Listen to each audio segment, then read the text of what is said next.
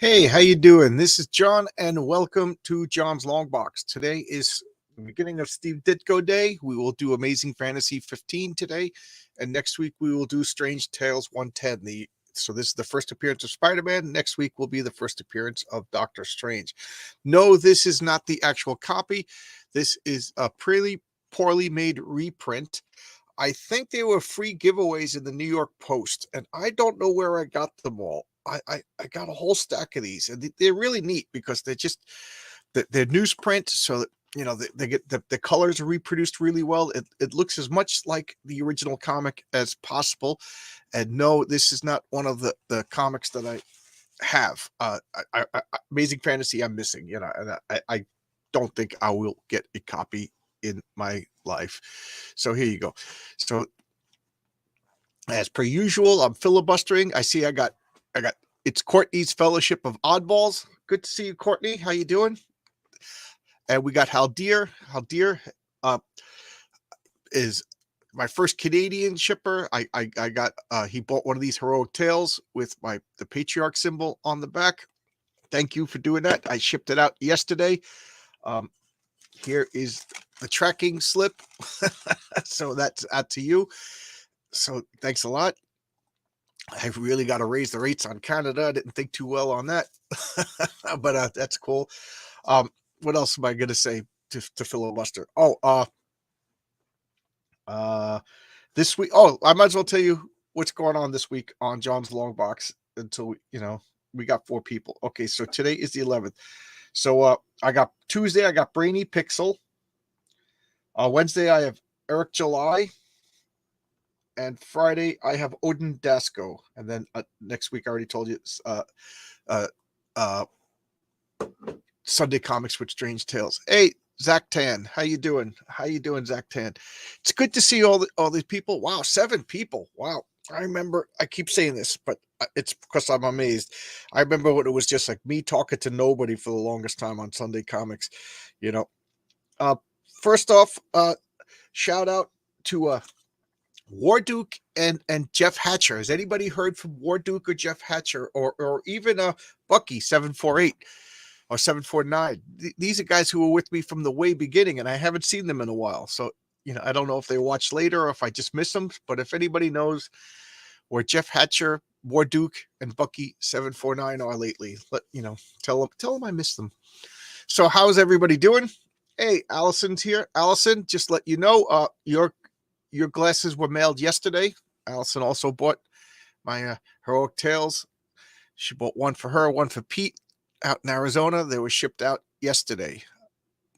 And so there we go. Let's see. Anybody else want to get some small supplies? They started moving.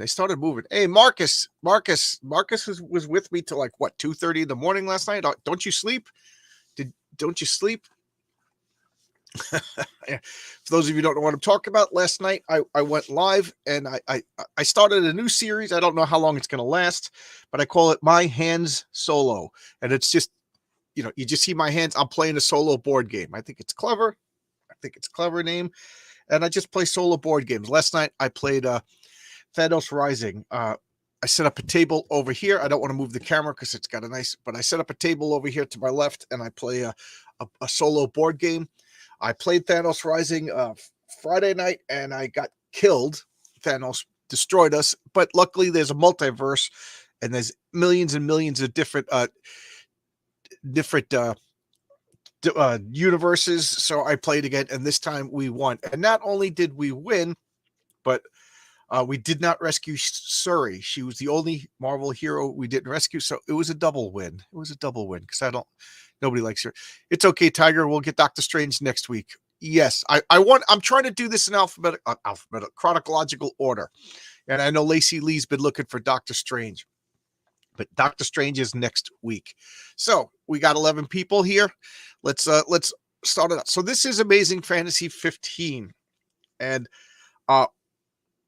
Marcus will correct me, but is this Ditko or is this Jack Kirby who did the cover? I don't think it's Jack Kirby because Jack Kirby could never really do Spider-Man well. But this is such a great cover.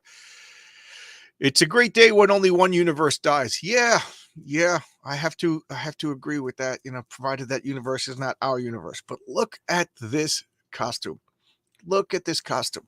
So there's a few things I want to talk about before I open up the comic.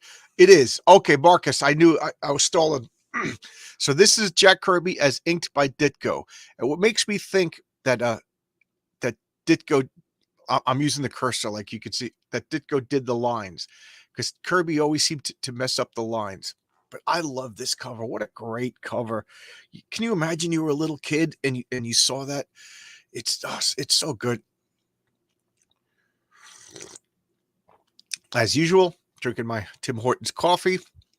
I did not put any Cafe Bustelo in it because I'm on furlough for a month. I do not have anything to do. So I will probably go back to sleep after this. I stayed up way too late. Ditko's original cover was rejected. That's right. That's right. So first off, let's just talk. There was a store by me growing up in Baldwin. It was called The Incredible Pulp. And The Incredible Pulp, I thought was an important comic book store. Yes, because it was my comic book store. But Larry, the owner, was a weirdo, a lovable weirdo, and I love the weirdos. So I'm a weirdo too. So it was a cold and rainy night. No, Larry was really into independent comics. He liked his Marvels, he liked his DCs, but when he got to know you, he would hype up independent. So he turned me on to like Love and Rockets. He tried to get me to buy Teenage Mutant Ninja Turtles, but I was like, I'm not buying this. I'm so mad. I call that my $180,000 error. And then he got into a comic called Cerebus. And not only that, but he had Dave Sim come to the store. So he used to do like a little events back then. And it was, it was really cool. But anyway, he had a copy of Amazing Fantasy along with Fantastic Four #1 and X-Men #1 in his store, and each one of them was $60 each. And oh my god, I wish that's my two $180,000 mistakes that I did not buy these comics. So that's that. The second story I wanted. So that was oh yeah, this costume. I had a lunchbox, or somebody. No, I had the Hulk lunchbox. Somebody else had the Spider-Man lunchbox. Somebody else had the Captain America lunchbox and whatever. But we all sat around in fifth grade at St. Christopher's, and we had a philosophical discussion. Nobody has philosophical discussions the way children have philosophical discussions. And we discussed what was the best superhero costume of all time. And it was almost unanimous that Spider-Man had the greatest superhero costume of all time. Look at this costume. I always say simple and elegant. Now, this is definitely elegant. Is it simple? Is this a simple design? I don't know. It's two colors. So what do you think? Does this fit my definition of simple and elegant? Is this one of the exceptions? I will say it's simple and elegant. It's what I mean by that is there's not an unnecessarily wasted line. Every one of these lines is necessary. You remove one of these lines, this costume is diminished. And I love the webbing under the arm.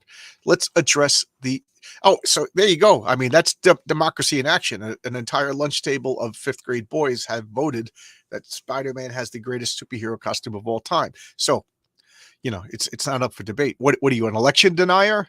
You don't like democracy? So Zoc10. So Spider-Man tells the guy in the green suit his secret identity. I never thought of that. Though the world may mock Peter Parker, the timid teenager, will soon marvel at the awesome might of Spider-Man. Yeah. So this guy's like, oh, this guy's Peter Parker. I never thought of that. Gray Wolf, how you doing, Gray Wolf? Hey, Pops is here. Hey, Pops, how you doing? $60 back then was quite something. Yes, it was expensive, but it wasn't the same as expensive as $180,000 right now. I mean, you know what I mean? Like $60. I had $60 in the bank, even in fifth grade. You know what I mean? I could have bought it, but I was like, who's going to spend $60? Now the question is, had I went to the bank and took $60 out and bought this, would my father have ripped it up in front of me? Agent Zero. Good morning. Driving, so I can't interrupt. Okay, don't crash. We need you around. Don't crash. Hey, Haldir. I imagine it would be hard to draw the spider lens unless there's a trick to it. Yeah, I don't know how many times I tried to draw this as a kid, and it just when I rag on Jack Kirby for not drawing Spider-Man, I mean, there's not many people who can get Spider-Man well. It's all good. Get ready for a full day of programming. Yeah, Matt. Let's Madness. Send Marcus all your links for your shows tonight, and Marcus will put them in this chat. Okay, if that's okay with both of you. I know Marcus is tired. Marcus was my co-host for My Hand Solo, which really isn't. Now that I think about it, I had two other people. I had Crom and I had Marcus.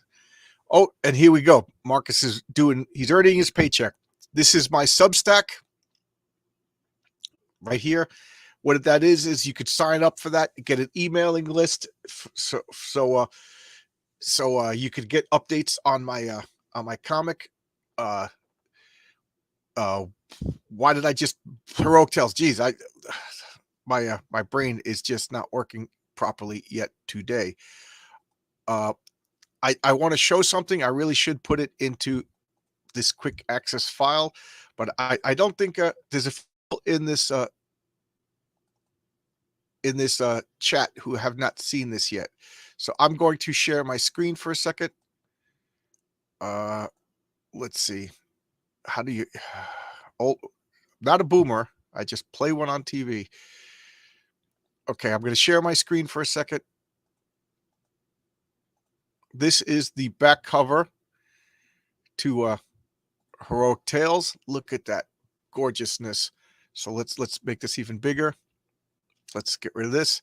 Check that out. That is the back cover to Heroic Tales #1. Don't you want to know what's going on? So if you sign up to this, I will give you updates about when this comic is coming out.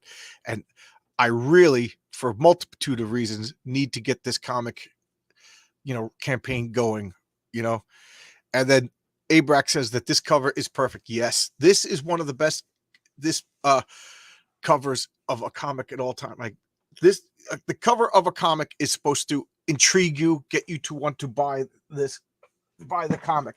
I think this is excellent. Look at this. This is a work of art. This is American art. And I know this sounds pretentious or goofy, or it sounds like I'm joking, but I'm not. This, to me, belongs in a museum. Like this if I know Marvel was pretty lackluster about the original art, but if this original art exists, this needs to be like in the American equivalent of the Louvre. Comic books are an American art form. This is an American art. This is a classic. Everybody in the world knows Spider-Man. This, and it all started here. This is a piece of art. So Marcus, Abrax, I know, Pops, you guys, I consider you guys, knowledgeable about comics at me, if not more. Does the original artwork for this exist? And if so, man, it should be in a museum. Allison, it meets your definition. The costume defines who he is. That's my simple novice opinion. I agree. Simple and elegant. A superhero costume shouldn't be a multitude of colors, unless multitude of colors is part of your motif. If you're Rainbow Man or Dr. Spectrum or something like that, you know what I mean? The color bandit, you should only have like 1, 2, maybe 3 colors. The design should have as little bit of lines as possible, and it should have something to do, if possible, with your motif. Excuse me. That's one of my things. Superhero name is the focus of the hero. The costume should be simple and elegant. Pete Rock, what does Pete Rock have to say? My thought, the costume was fully realized in the first year. Plenty of other characters changed a lot over time. Yes, perfect example would be Daredevil with the yellow and red, which I love. I love the yellow and red. But something about that red costume, it works too. Yeah, I agree with you.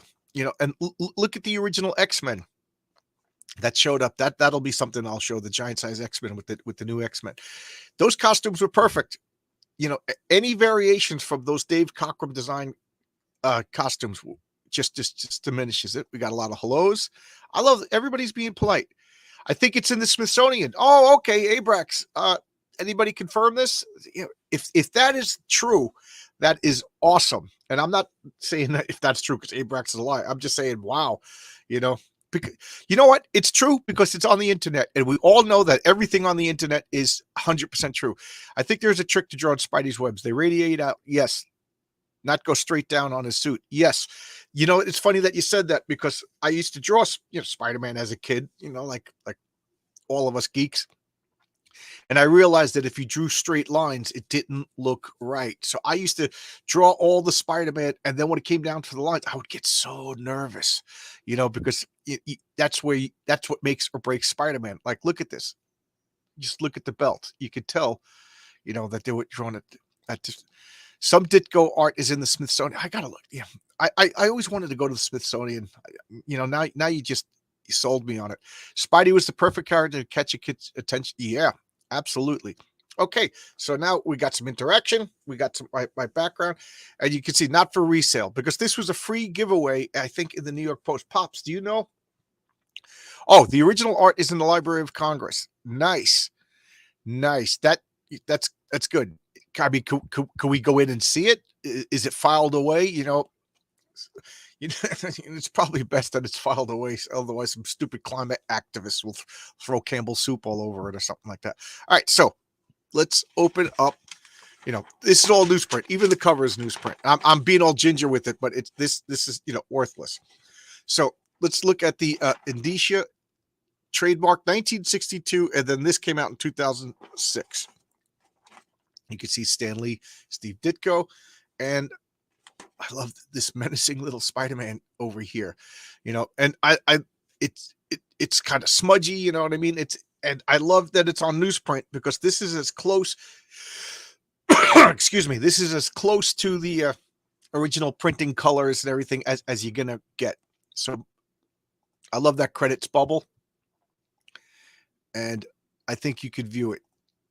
Okay, let's see, where am I? Okay, so let's look at this. So so this is like one of those things about comics that don't make sense, but yet we understand them. Now look over here, we got this building in this shadow.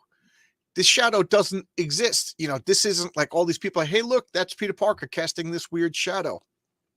That's like, actually, this isn't a building. I never noticed that before, but now this is just a panel inserted.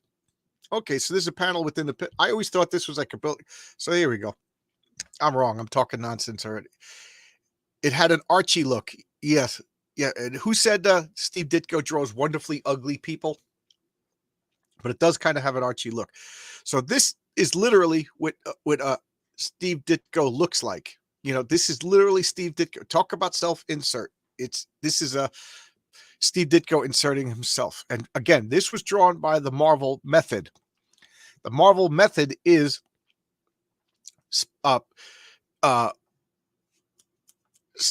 Stan Lee comes up with an idea. Who knows what he does? Does he give an index card? Does he give a typed out thing? Does he give a handwritten thing? Or does he just explain it to the artist? This case being Steve Ditko. And then Steve Ditko goes home and he draws it. He does everything. Sometimes, like Jack Kirby would put word balloons in the margins. Remember the art paper was bigger. And, and then Stan Lee, weeks later, months later, who knows later, would go back and then write the dialogue.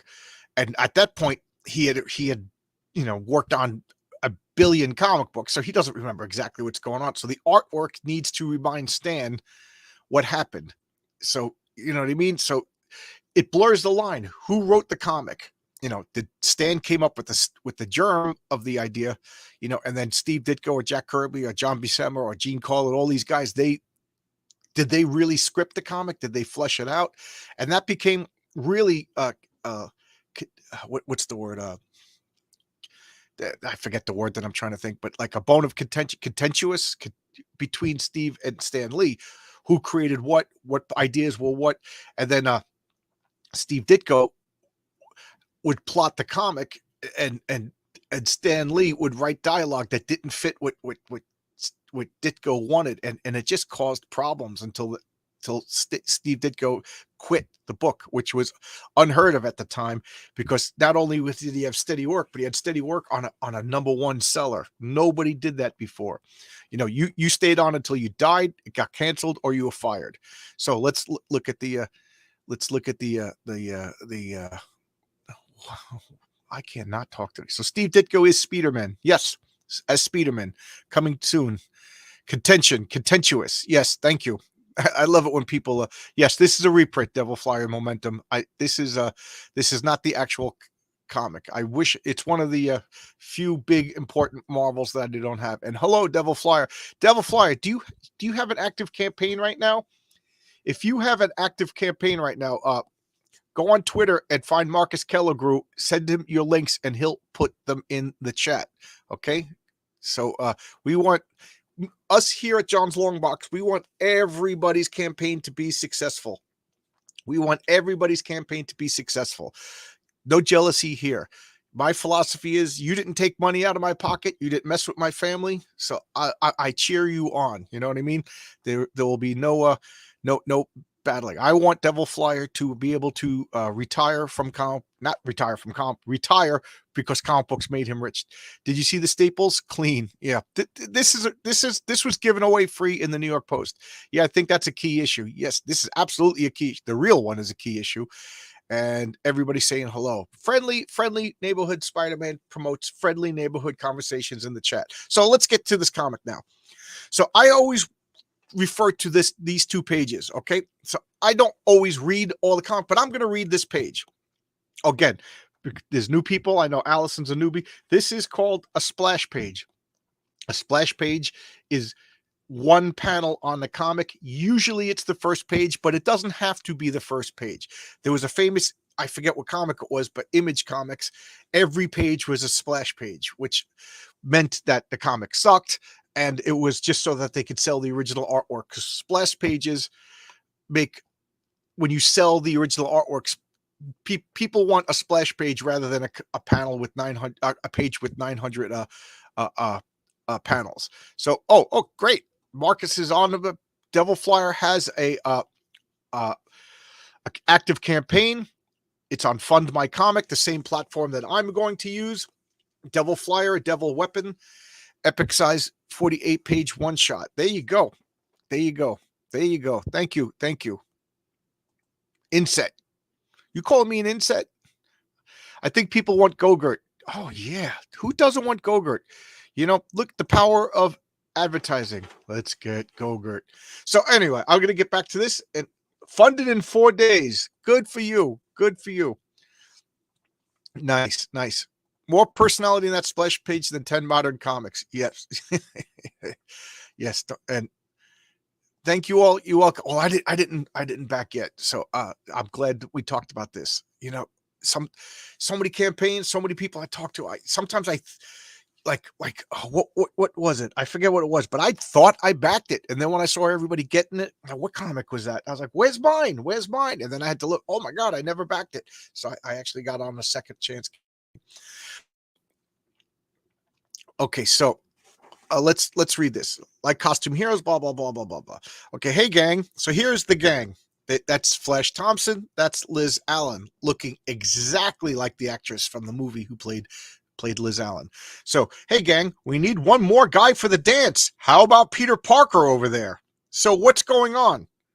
This group over here is reaching out to Peter Parker to invite him to the dance. Are you kidding? That order would know a cha-cha from a waltz. Okay, so Flash is acting like a jerk. Okay, but Peter Parker, he's Midtown's high only professional wallflower.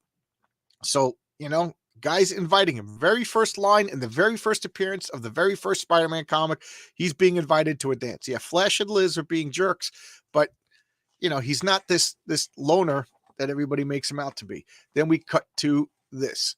Okay, flashback. I've made, here we got Uncle Ben molesting him in the bed. Nah, that's actually not a funny joke, but there's Uncle Ben waking him up, and he's happy at home. Aunt May. They're 900 Aunt May. I love how they always portray Aunt May as like the weakest and frailest thing. This woman has survived being thrown off buildings, being buried alive, being attacked by supervillains. You know what I mean? She's had like what, every ailment known to man for 70 years. You know, this woman is got to be the strongest person in the Marvel universe. So, you know, he's got a happy home life. Here he is doing the science, you know, been a science, you know, science is just test tubes and everything. He's at school. And then alas, other teenagers could sometimes unwillingly be very cruel to a shy young man. And again, this is Steve Ditko's life. Okay. Hey, Sally, I was wondering if you're busy tonight. For the upteenth time, Peter, you're just not my type. And then not when dream bumps like Flash Thompson are. I admire your good taste, doll. Get lost, bookworm. You know. So now we cut back to it's the same panel as over here. Okay. You see, we got the guy in the same suit, same everything at the hand up. Hey, look, there's a great new exhibit at the Science Hall tonight. Would any of you like to go with me, Science Hall? You stick to science. We'll stick to the chicks. You know, see you around, bookworm. Give our regards to the Atom Smashers, Peter. You know, and then over here, this famous panel. Someday I'll show them, Sob. Someday they will be sorry. Sorry that they laughed at me. Look at this panel now. Is this something that a hero says? This is something that Dr. Octopus probably said. This is something that Lex Luthor probably said. This is a rejected, shy, introvert. You know, what's the modern term? An incel. You know, he's a horrible incel. You know, he's on his way to badness over here. You know, again, I'm going to make a joke, but I don't mean it as a joke. I mean it as you know, this he's on the path to becoming like one of these school shooters right over here. You know what I mean? Like this is not. Oh, he's got this happy home life, but he's just not accepted. You know, this is bad stuff is about to happen. Here's Peter over here looking at the science. The spider comes down and it bites him. A spider, it bit me. Why is it burning? Why is it glowing? I feel strange. And then even the scientist looks as though experiment unnerved young Parker. Too bad. He must have a weak stomach. What's happening to me? You know, I feel and he just walks out into traffic and the car just misses him and he jumps and sticks to the caption box, you know. And oh wow, the chat is really really exploding. So let's see where we go. Okay, we get okay. Where are we? Where are we? It's been a week. It's been a week past Masterson. I hope Master Dan. I keep calling you past Master Dan. I hope everything's okay. Yeah, Aunt May is the real Beyonder. Yeah.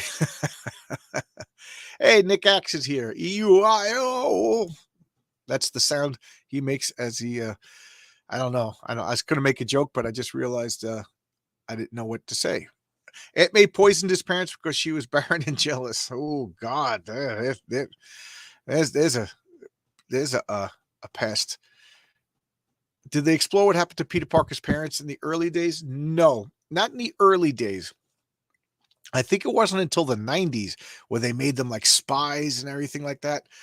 If anybody knows better, my memory is in the 90s, I was reading so many comics that they just didn't stick in my brain as much as like these earlier comics that I read over and over again because I only got like 5 a week. You know, later on when I started getting more, I didn't read them and reread them as much.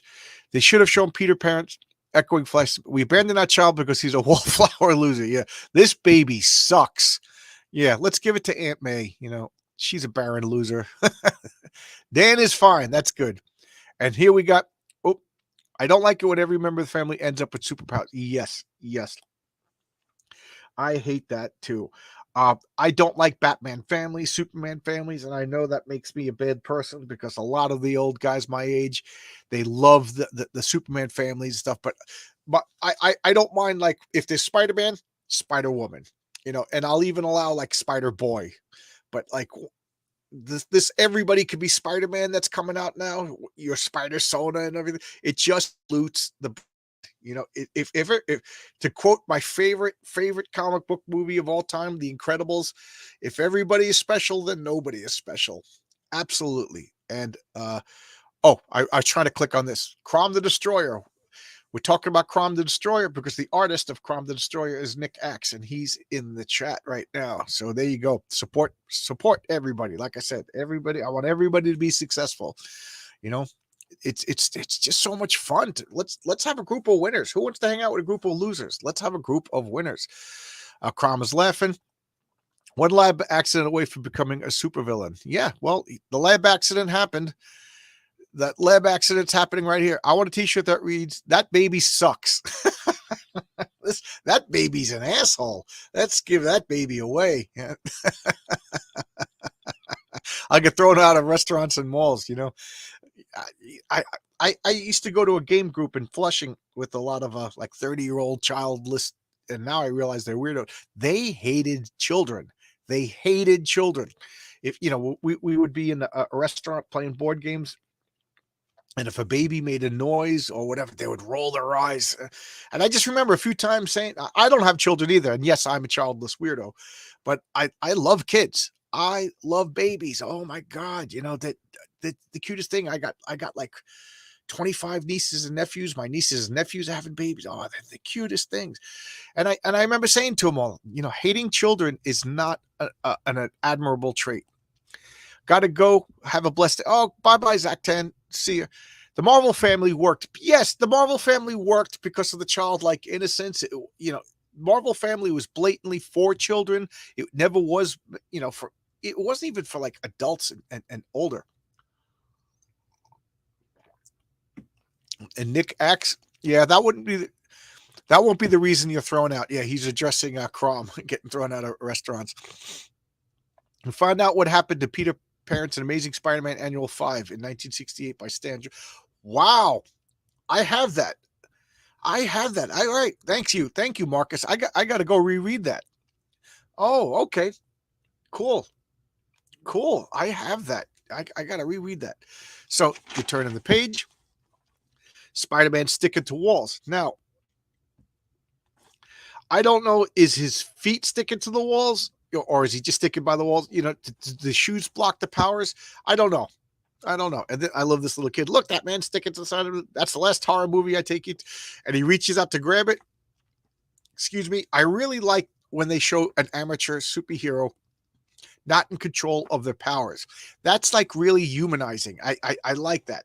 I really don't like when all of a sudden you get the powers and all of a sudden you're an expert. So when I play my superhero role-playing games, which I just played yesterday with my friend Jimmy, I really like when new players come out, and I understand sometimes they get frustrated, but I don't like telling them how to use their powers. I like them explaining it. I don't like it. Like I'll tell them the rules because that would be cheating of like how to move, how to act, you know, what dice to roll and stuff like that. But once you figure out like the way to manipulate moving and attacking, and you know, it's really, really cool. It's really fun to see an amateur role player master his superpowers and come up with clever ways. Like a little aside that has nothing to do with the Spider-Man comic, but 2 weeks ago we played, and one of the characters was the Leech, and he had water breathing powers, and he could also leech, so meaning he could steal other people's superpowers. You know, so one of the characters had force field powers, and then that character got knocked unconscious, so the Leech went over and stole the force field and started doing real clever things with the force field, where Roy, who was unconscious, is like, wow, like he didn't even think of that. That was a lot of fun. Okay, let's see. I remember these things, looked them up to verify. Yeah, Marcus's superpower is Google.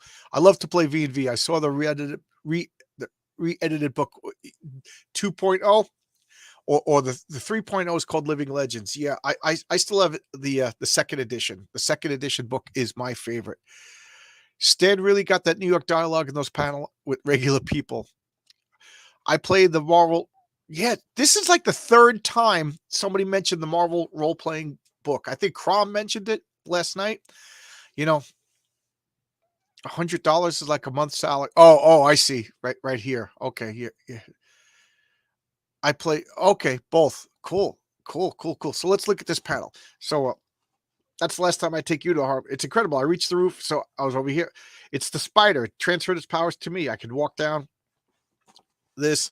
And then, you know, I love this little, this is called a worm's eye view. When you look at the ground, you know, a bird's eye view is what, like this would be a bird's eye. See, we're higher. This is kind of like a flat angle. I mean, we're looking at it like as if we were standing there from our height. This is like a almost like a flat angle over here, but it's just dynamic because of the way everything's situated. But this is worm's eye, so we're down behind the spider web. I love that. This is so cool. This is I don't know. I'm sure Marcus will let me know, but this is just the genius of Steve Ditko. You know, and look at the coloring. I love the fact that they did not fix the coloring. This is just like a nice green, and then we got some like sunlight over here. Why? Look at Peter Parker. He's like a smudge, but it all works. A few minutes later, you know, I love this guy's happy face. This has got I got to show this up. Look at that. That is like the happiest wrestler in the world. Look at that. He's like a big baby. He's just so cute. You know, good. This will give me a chance to test my power. 100 to the man who could stay in the ring 3 minutes with Crusher Hogan. You know, Crusher Hogan. And later on, Marcus, we see if you could find out. Did they do a follow-up story of like the sad story of Crusher Hogan's life in another comic? So here's Peter. He goes back home and he's making a disguise. And then look, perfect advertisement. They're advertising Spider-Man toys, choo-choo trains. And he comes back a few minutes later, you know, he like a bandit, you know. Well, look at this little, I'm the Masked Marvel, which is a little throwback because another Steve Ditko creation in the 90s was Speedball, and he was Speedball, the Masked Marvel. So I think that's something that Steve Ditko used. So look at this guy. He's going to wrestle. He's jumping around. You know, he carries him up, sticks to this. You win, throw me down. You're nobody could do that. That's just the greatest act. This may not just be what I'm looking for. Look at the red. You know, again, look at how the color in each panel separates each panel. So it's not just smushed together. Your eye separates every panel. Look at the composition. This is something that I like to point out, and this is something that I'm paying attention to. We got Crusher over here. We got Peter over here. Now, so the camera, for the lack of, or the eyeball is looking at this. Now they're inverted. So perfect animation. Boom. You see what I mean? Like they're still on the same side. The action is flowing. He's jumping over him. Just perfect. You see Peter getting on this side of him, carrying him. It's flawless. If they had put him on opposite sides, it would have been jarring. This is just such good storytelling. Now, is this like trained or is this intuitive? At this point, I think it's probably just like second nature to guys like Steve Ditko, you know. And here he is. He gets paid. He comes home. He's all happy. He's making a Spider-Man costume. Now, what does he want to do? He wants to profit off this. He wants to make money, you know. And I love this. This is just like such a comic book trope. He knows how to make this Spider-Man. If he wanted to make money, oh boy, if he just patented this and sold this, he would be Bill Gates. And then this costume, he makes this costume, you know, and he's trying out his spider webbing, and there you go. Only something that could work in a comic book. So now we got part 2. All right, so let's look at the chat. Got to show Shane Davis that Spider-Man train set. Yeah, he collects trains or toys. I know he collects toys. Is he into toy trains? So he used the worm's eye view to transition the reader to a scene changing to the wrestling match. Yes. And that's Steve Ditko. There's no way Stan Lee said to do that. Stan Lee barely gave you an outline. There's no way he told what camera angles and stuff. Excuse me, as I drink some coffee. Straight panels, a lot of medium shots, but Ditko's composition and body language is genius. Yeah, thank you for bringing that up. The body language. Look at this. Look at this. The only other person that I could think, Kirby, of course, Buscema, of course, but Gil Kane. If you look at old Bill Kane, especially those Green Lanterns, Green Lantern would have like, you know, Green Lantern, Gil Kane would have Green Lantern flying, and then he would just have like one leg down, a one hand up. Like he wasn't in that perfect aerodynamic Superman hands out position. It's really weird. But when you think about it, like when you're flying, like what's holding your limbs up? Wouldn't it be strenuous to keep your legs straight? Wouldn't you be flying like a dish rag? I always like to think that like guys like Superman, when they fly, there must be like an energy being produced in their cells that propel them. And that's what keeps their arms and legs like stiff. But like Green Lantern, he's just like encompassed in energy and flying this, unless he's making like some sort of brace to hold his legs out. Wouldn't his legs just be floppy around? This is the kind of stupid stuff I think about, that I always think about. What's a plot doesn't really have camera shots. A plot doesn't really have camera shots. Oh, yes. I didn't understand. Yes, the plot that Stan Lee would give to Steve Ditko doesn't tell him the angles and worm's eye views. Yes. Gil Kane did dynamic action the best. Yeah, people like Gil Kane. I like Gil Kane too. So here we got part 2. So now we got Spider-Man doing tricks. He's making money. His first thought isn't, I'm going to save people. I'm going to use my power to help people. Like the Fantastic Four. Those guys were born heroes. We all saw the Fantastic Four #1. What the first thing they did, we got fantastic powers. Even Ben Grimm, who was like, oh man, I got screwed. They were like, we got to help people. And Ben's like, all right, I'm in. We're going to help people. Spider-Man is, I'm going to help myself. I'm going to make some money. He made $100 in 1962. Who said this was like a month's salary? Yeah, past Masterton. $100 is like a month salary. Yeah, he made a month's salary. Beating up Crusher Hogan. And look at all these people like, wow, look at this.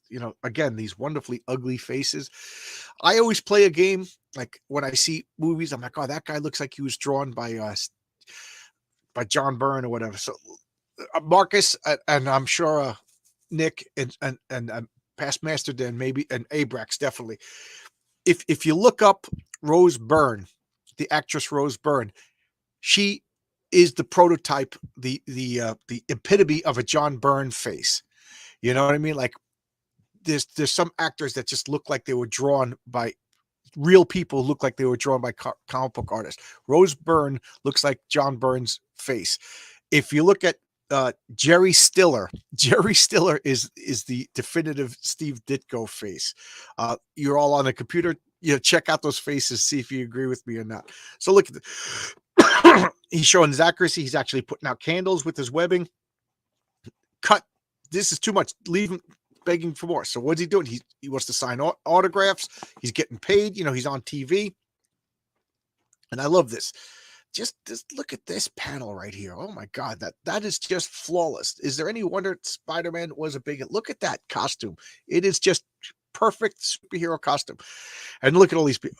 I'm from life. We'll pay any price for a picture spread. Sign with me. I'll put you in the movies. We want an interview. Sorry, I'm busy, boys. Talk to my agent. And he's got his towel.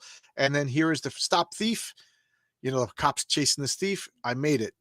And then he's in the elevator gloating. I'm safe now. That cop can never get down to the lobby as fast as I can. This high-speed express elevator. Lucky that goon in the costume didn't stop me. What's with you, mister? All you had to do was trip him and hold on to him. Sorry, pal. That's your job. I'm through being pushed around by anyone. From now on, I look out for #1. That means me. This is a supervillain. This is, at this point, his trajectory is Dr. Octopus. His trajectory is the Vulture.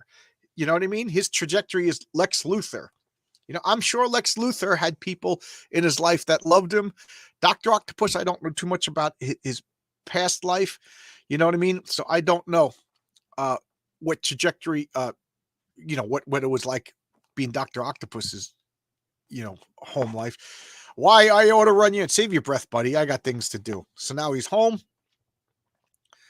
You know what? We bought you a microscope. Oh, wow. That's terrific. You're the greatest family ever had. And you're the only ones who ever been kind to me. I'll see to that they're always happy. But the rest of the world can hang for all I care. Now, look at that. That's literally what it says. The rest of the world could hang for all I care. This is a supervillain. At this point, page 8 in 1962, Peter Parker, Spider-Man, is a bad guy. This is a bad guy, and I love this. Hey, Horror Mike is here. Oh, I hit the wrong button. Horror Mike is here. Horror Mike has a channel. Horror Mike, send Marcus Kelligrew the links to your channel, and we'll put them up in the description. Not the chat for everybody. Check out. Horror Mike does a show on Fridays at 8 o'clock. He just had Brian Bow. They talked about Wolf and Batsy. That's another thing. Marcus, can you put Brian Bow's campaign in the description also? Brian Bow is doing Wolf and Batsy. He was really nervous. He was really scared about going off on his own. I told him, dude, you're not only are you going to fund, but you're going to fund beyond your wildest dreams. And he funded in what, 2 days, and now he was only asking $3,000. Let's get Brian Bow to $5,000. You could get all 12 of his comic books for $40 plus like $10 shipping or something like that. It is just the best deal in all of comic books. And Horror Mike was talking to him. So let's help out Brian Bow. Again, I want everybody to fund. I want everybody to make money making comic books. Why not? If we could afford it, why not? So back to Peter Parker. This is a villain. This is a villain right now. In the days that follow, Spider-Man becomes the sensation of the nation. So Spider-Man slated for new TV series. Spider-Man wins Showbiz Awards. Spider-Man plays to a packed house. Who is Spider-Man? He's making a fortune. He's making a fortune, doing his Spider-Man tricks. Look at this. And then one evening, as Peter Parker returns, how much time passed? We don't know. We don't know how much the time passed. We got a disagreement over here. Have to disagree with the supervillain trajectory. She's setting up his ego, getting big, and then tragically humbling. Yes. But I'm saying at this point, he's not a hero. He's not a hero. He's not robbing anybody, but he's selfish. He's got all these powers, and I guess you're right in the fact that he's not hurting anybody. He's not stealing. He's not robbing, but he ain't a good guy. He's a clown. He's no different than an actor, which I don't really like. And then we got Brian Bow's Wolf and Batsy. I really recommend this. Hey, we got Tony Dimes over here. Tony Dimes, rap star sensation. He's the modern day Tupac. I don't know rap, with his raps and his roles, but he's got a song, Sunday Green. I know you got other stuff. Horror Mike's channel. Oh, man, I'm just hawking everybody. I'm hawking everybody but myself. Here, get my Heroic Tales. $10 if I don't have to mail it to you, like Tony, and $20 if I have to mail it to you. Sounds like a typical arsehole teenager to me. Yeah, he's a jerk. This is a power fantasy. You know what I mean? A teenager. I'll show the world. She broke up with me. I'm gonna show her what she's missing. So, yeah. Pete. Yeah, I'm being harsh, but I'm making a point. I'm sure. At this point, Dr. Octopus was out for himself. He started to rob people because he wanted to fulfill his plans and scientific ambitions.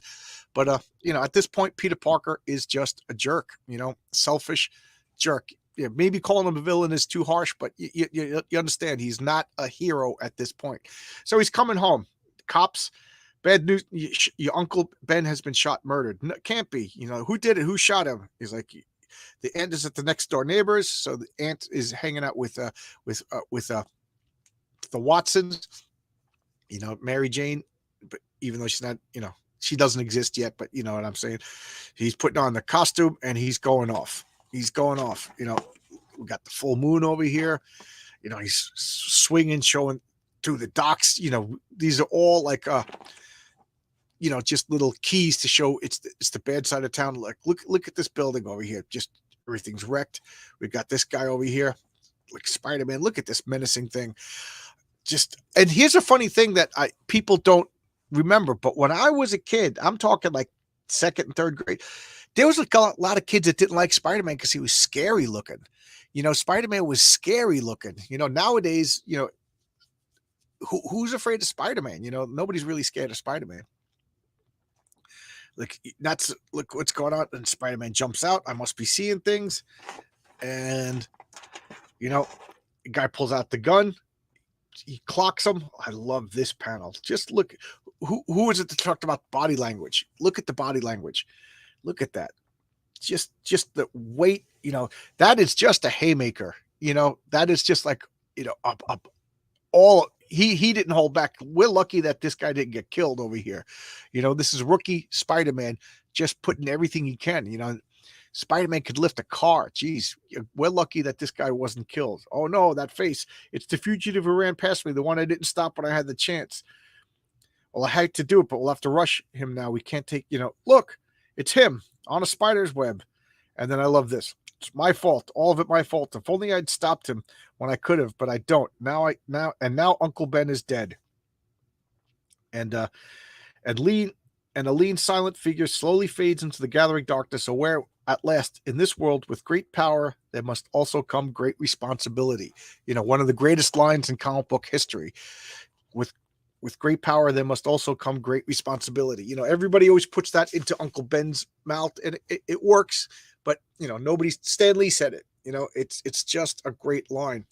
And a new legend is born, and a new name is added to the roster of those who make the world of fantasy the most exciting realm of all. This is Shakespeare.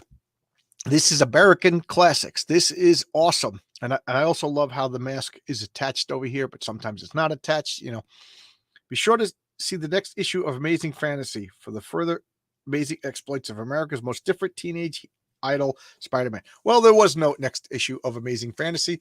This was the last issue of Amazing Fantasy. Why? Because at the newsstand, when this came out, whatever was unsold would be returned.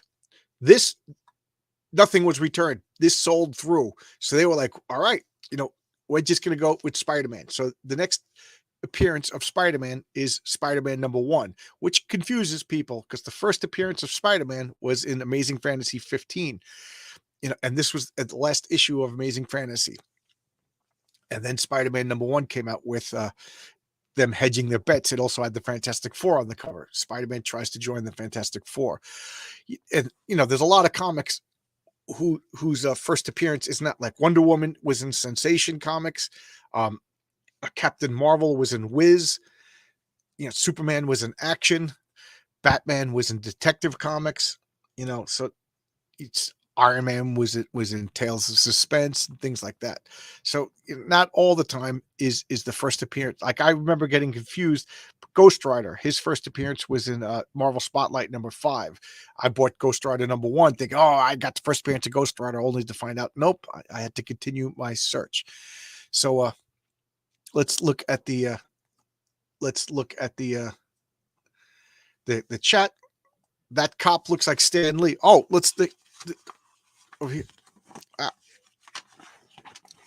The cop looks like Stan Lee. Oh, right here. He does kind of look like Stan Lee. Although Stan Lee didn't have the gray hair at this point. This, we're used to seeing the old gray hair Stan Lee. At this point, this was even before I think the hair weave, right? So Stan Lee was just like black hair and balding. I don't think he was that old at the time. Yes. I really like Ditko's small, simple panels. Yeah. Let's just open up the page. 1, 2, 3, 4, 5, 6, 7. 1, 2, 3, 4, 5, 6, 7, 8. Yeah, a lot of panels. Get the Heroic Tales beer glass. Little commercial, $20. They didn't. It's funny because when I first started to tell people like $20 is cheap for that, and I was like, yeah, well, nobody's buying them. And then all of a sudden they started to sell. So thank you for that. Love the Ditko Spidey. Yes, this Ditko Spidey. It's really it is. We take it for granted, but this was so different. Now, this was 1962. This was closer to that Justice League. For those of you who saw, I did Justice League #1. This was only a few months later. Look at the difference between Marvel and DC. Is it any wonder that Marvel Comics, went and exploded? They're totally different. This is all ages, approved by the Comics Code Authority, all ages. yet we are a bunch of adults appreciating this. Some of us, like Allison's, probably seeing this for the first time. I think Lacey Lee, I don't know if you've read this before, but some of you, this is the first time you've ever seen this. This is something that adults could appreciate. Kids obviously appreciated it. And then Stan Lee, Steve Ditko are not catering, they're not pandering to children. Justice League over at DC, they were pandering to children. I was not there in the room, but I would guess by the work that they were like maybe even contemptuous of little kids. I didn't. The World of Fantasy was my first comic book store, Long Island Avenue and Deer Park Avenue. Oh yeah, where was I? I never went there. My first comic book store was the Incredible Pulp. And I was super loyal to it, like to the point where another store, Cosmic Comics, opened up in Rockville Center, and they were like evil. Why were they evil? Because I was loyal to it's kind of like this EVS Eric July thing. When I got older, I realized neither one of them was evil. It's just that's human beings are we evolved a need to form social groups because for the most of human history, humans could not survive on their own. So we evolved the need to form groups, and it's a survival mechanism that can cause problems, tribalism, collectivism. Spider-Man was so much more relatable than the DC characters. Absolutely. Absolutely. And this was very personal to Steve Ditko. I know the corner, there's a Dunkin' Donuts, the gas station there now. Oh, so L.E., you're from Long Island also? You're from Long Island? There was a comment that went by. I wanted to see it. Okay, there we go. This comment I wanted to address. Abrax looked up Rose Byrne. She really does look like a John Byrne character, sort of the Marvel template for all the here. Yes. And keep in mind, I think John Byrne was drawing the Rose Byrne face before her first movie. Her first movie was with she's Australian. She was an Australian actress with the guy Heath Ledger, and it's a really good movie. It's a little crime story. Look up Rose Byrne and Heath Ledger. It's both of their first movies. I can't think of the name of the movie. It was excellent, but John Byrne was drawing that face since the 70s. I don't know when Rose Byrne was born, but she was not famous at that point. I think Steve and Stan felt that this is what a normal person would do and feel after getting these. Yes. It's funny because in my Villains Vigilante role-playing game, I don't want to spoil how people get superpowers because it's going to be part of my comic. But let's just say 12 people got superpowers and only 2 of them became heroes. A few of them just got powers that made them live normal, like successful, normal lives. They weren't heroes. They weren't villains. They were just superpowered regular people. And then some of them, just like the Temptation, it was like the One Ring. They got all of this power and they started out with good intentions and they just evolved into heroes. One of them, still to this day, we've been playing with these characters now for like 20, 30 years. He still thinks he's the hero, but he's just like a mad evil genius. He's like a Dr. Doom. I'm going to fix the world, So I just wanted to address those 2 comments that I skipped. Sometimes the scroll just goes by so quick, especially now with like 20 people. What does this say? Oh, I know that corner. Okay. Was that a weave? Oh, yes. I assume you're talking about Stan Lee. Stan Lee was one of the first people to get hair transplants. That's why Stan Lee, there's pictures of Stan Lee as a kid with a big black head of hair. There's him as a young adult with a head of hair. And then he's bald. And then he's got that hair with that really wonky hairline. It was a hair weave. It wasn't a toupee. It was a hair weave. We need Heroic Tales whiskey glass. Well, I have big plans. I've got my big man plans. If my comic is successful, Nick Axe, who is in the chat, is going to set up like a web store, page where you can buy directly from me, and I will have whatever people want, and I will have the luxury of being able to make them locally, and then ship them to you. So I won't have to, because I could get glasses made locally, T-shirts, stickers, and stuff like that, and then so I can keep the price down. Obviously, I want to make a buck or two. Let's be real, but I don't want to gouge anybody. I have a I do pretty well. I'm an electrician in New York. I'm fortunate enough to be working a lot, except for this month, which I appreciate the time off. So I would like to make money off my comic, to to fund additional issues of the comic. You know what I mean? I can't afford to lay out the money every issue. Cosmic Comics in Woodmere was my first. Yeah, Cosmic Comics. That was Kenny. Cosmic in it was it originally in Woodmere? Because it's in Baldwin now. I thought it was originally in Rockville Center, and then Rockville Center is an incorporated village. So they had so many rules. He paid like $5,000 to get this sign made up. It was all approved. He hung it up, and then they're like, "Oh no, you can't have that." And he was just like, "You approved everything." They're like, "Yeah, but we didn't realize that was so now you can't." So he got pissed off and he moved to Oceanside, and he was in Oceanside for a long, long time. Yeah, I don't think it was in Woodmere. Yeah, it was in Rockville Center, then it was in Oceanside, and now it's in Baldwin. It's the only non-crossover Spider-Man I've read. I don't dig spiders, so he kind of skews me.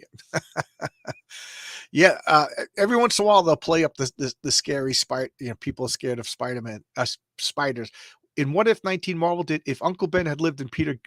So what happened? Did he turn into a villain? Did he become a bad guy? I don't know if I have that. That was in 1980. I'm in North Babylon. Oh, okay. I'm in Suffolk, not too far away. Not too far away. Two Hands in 1999. I don't get that. Ellie's awesome town of represent. Yes. Tony Dimes is another local. I think I did a signing at Cosmic Comics. Really? A little bit of backstory. Marcus Kelligrew just walked in and started signing other people's comics. He was escorted out by the police. That's the movie you were talking about with Two Hands. Oh, okay. North Babylon, New York. Yep. Okay, Two Hands. Yeah, it was a good movie. It was a good movie. I really liked it. Rose Byrne was so charming in that movie, and Heath Ledger was a movie star. Jerk had to go and take all those drugs. Just shows you that you don't really know what demons other people possess. You're in NYC, David. I lived in Queens. I lived in Flushing for 15 years. I grew up in Baldwin, moved to Flushing. Well, I grew up in Baldwin, moved to Albuquerque, came back, moved to Flushing, and now I moved out to Suffolk. All right, so I've been talking for an hour. This chat is booming as normal. I ran out of comic. What's on the back cover? I want to be incredible, winnable car. I would have preferred to show for many reasons. I would have preferred to show Amazing Fantasy 15. That would have meant I have it, but I like to show the ads, the letter pages and stuff. And also keep in mind, see how short this is?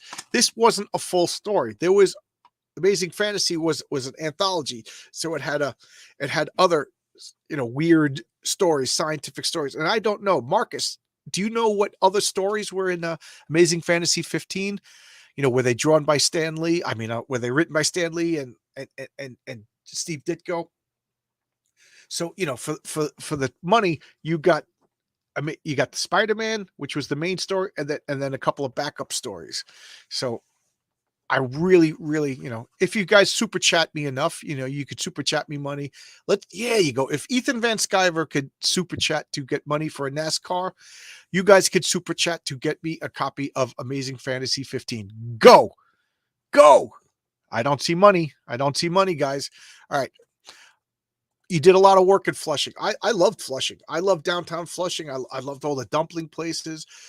Maybe Joe Shanghai's. That was my favorite restaurant of all time. Allison, you never came to Joe Shanghai's with us, right? You never did. Allison and Pete were around when I did my John Cons, my board game conventions, and then we would all go to dinner at Joe Shanghai's. Allison, you never came, did you? Did you come to the hotel in Flushing and go to John Con?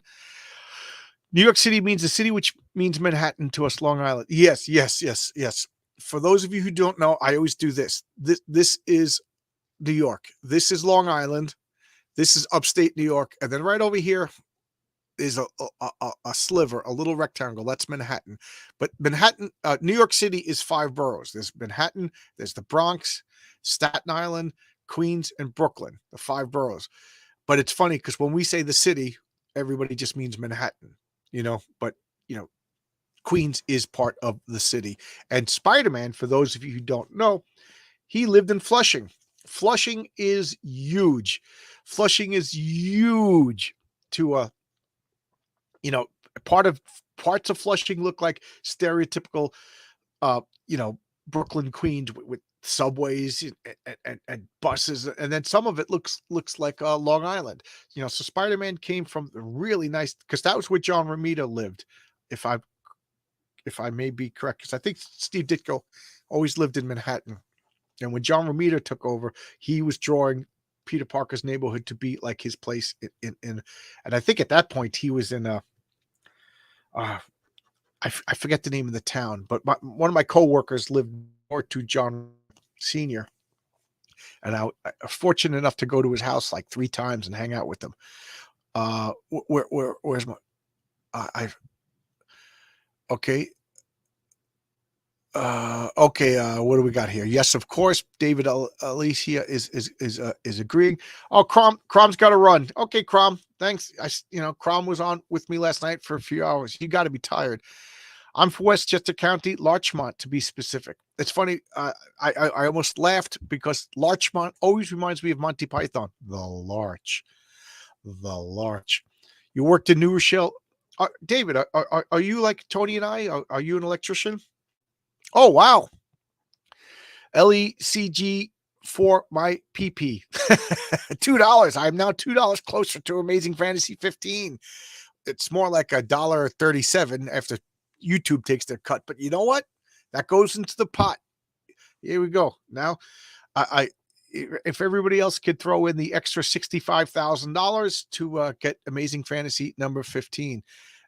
Thank you. I always get a little embarrassed when people super chat. I don't know what to do. The other 3 stories were by Lee and Ditko. Thank you for checking that out. Not enough comic stores in Queens, though. Yes. I remember Crazy Scondos. What was it called? Prince Comics, Noble Comics. That was you think for such a big borough that there would be a lot of comic book stores are closed. You know what? Where I live right now in Selden, there's like 3 comic book stores within like a 5-minute drive. There's I don't even know, Noble Comics. Then there's a comic. It's just called Comic Store in the mall.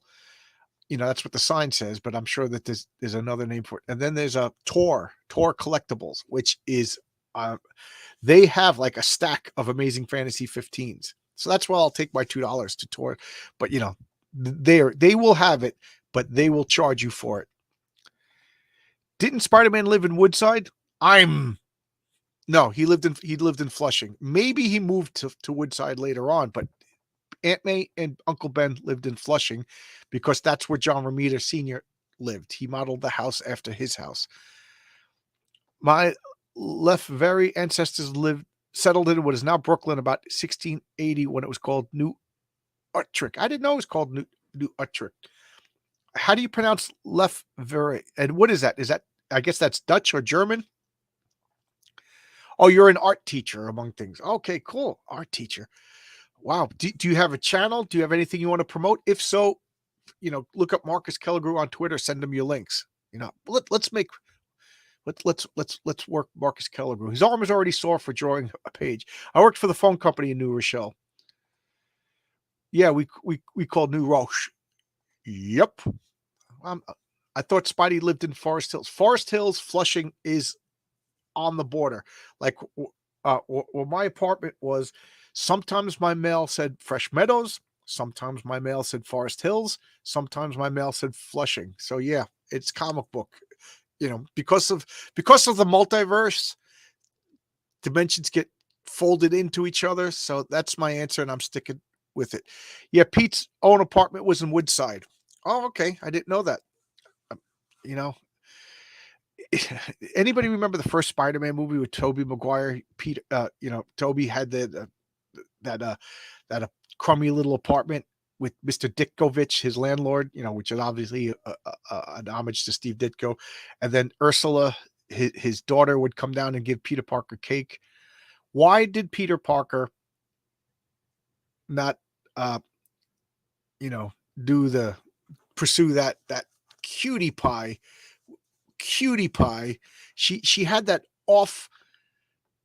She wasn't like this is going to sound mean, but I don't mean not conventional beauty. I thought she was so cute. She's giving him cake. You know what I mean? He would have been so happy with her over Mary Jane. Mary Jane was so unlikable in that movie. French. It's pronounced La Fever. Oh, La Fever. You got Saturday Night La Fever. Sunday morning La Fever. Good morning, everybody. Hey, Jolly Green Giant. How you doing? Is the Jolly Green Giant, is he like a gigantic like forest nymph? Like a swamp elemental, Forest Hills is nice. Could he afford it? Not now. Not now. Forest Hills. I always wanted to, if I won a lottery, I wanted to buy a house in Forest Hills Gardens. There's this like, it's not necessarily a gated community, but like the way the Long Island Railroad is around there, and there's like a highway. It's just this like little enclave, and the streets are cobblestone. Oh my God, I would love to live there. You get a drive. You get the best of city life because it's right by Austin Avenue, which is like Austin Boulevard, which is like a hot spot, and you get these beautiful houses and like a nice little quiet community with like old-fashioned lampposts. These houses have got to be millions of dollars. If I win a lot, I would love to live there, except you got to deal with Manhattan politics. I'm working on some things, learning, etc. I dig the art community. Yeah, me too.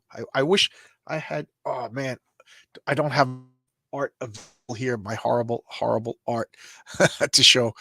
Let's see. I sure as hell would have.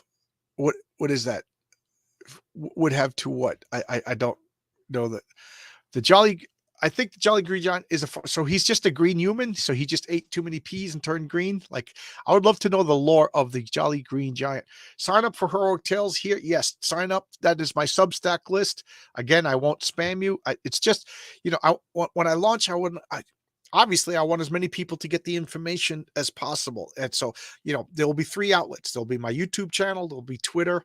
Or 4 outlets, me yelling and screaming in the street like a crazy person, and then this list. And what the advantage to this list right here is that I'm gonna do exclusive to Fund My Comic, and then I'm gonna go on Indiegogo, and then I'm gonna go on Kickstarter. So if you make a list on Fund My Comic, your list kind of belongs to Fund My Comic. So they're not gonna let people know about campaigns on Indiegogo, which I understand makes sense. It's just good business. So this is independent of all that. So I will be able to, hey, I'm on Fund My Comic. Hey, I'm on Indiegogo. Hey, I'm on Kickstarter. So thank you for sharing that. Hail Marcus, hail there. So anything else? I see the chat stopped. I caught up. Anybody want to say? Thank you for the super chat. LECG for my PP. Makes me giggle, because I'm also a child. They say giants were real in the ancient times. Yes, the Nephilim, which, I wanted to include references to Nephilim in my comic, but now it seems like everybody and their brother is talking about Nephilim. So I don't know, if I will pursue that avenue of thinking. Also, I have a script for a horror Western, and that was going to be one of my secondary comics. Like if I'm successful, and I could do Heroic Tales, and I could also do another comic, and then I could also do another comic. I wanted to do a 2-issue limited series of in the Western times and in the modern times, a horror story that are connected. But everybody's doing horror Westerns and monster Westerns stuff. I still want to do it, but let's see. Jolly Green, I'm signed up for your updates. Let me know how I can help. How can you? Just spread the word. You know, when you see me posting about my comic or my channel or anything, retweet, likes, you know, that's that, I'm the one who's doing the work. I appreciate it. I'm really excited to my campaign. People have been emailing me and messaging me, when you going to launch, when you going to launch. I really want to strike while the iron is hot. Nick X will be running my campaign.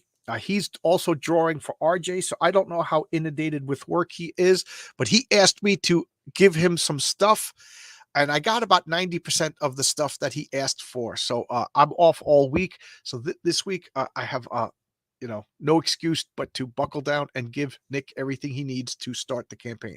I need the cover dress, and then the campaign page built. And I really want to launch because I do not want to lose Renzo. He's almost finished with my work, and then he's gonna, mark himself ready for work for other people. And if they snatch him up, that can't happen. Nephilim are fallen angels, condemned to remain until Armageddon. Yes. Are they Yeah.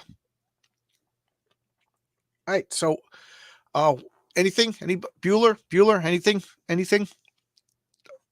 Talk about Manhattan. Talk about Spider-Man. All right. So this looks like we will end here. I will show my. I love this. What do you call it? I don't know what it's called, but like intro. I love this introduction made to me by What Geeks Do Network, and then we'll call it quits. I'm going to go live later on today. I don't exactly have a time. So, I'll give an hour's notice, but I'm going to do another My Hand solo. I want to do Final Girl. Horror Mike, you would like that. It's a horror-based board game. Oh, I do have another comment. What are these? Hail chat. Okay, so here we go. I'm going to do the intro as the outro, and then we'll say goodbye. Thanks a lot for everybody. Thank you for the super chat. Only $64,998 more to go, and we will reach our goal of getting Amazing Fantasy 15. Thanks a lot, everybody. Bye-bye.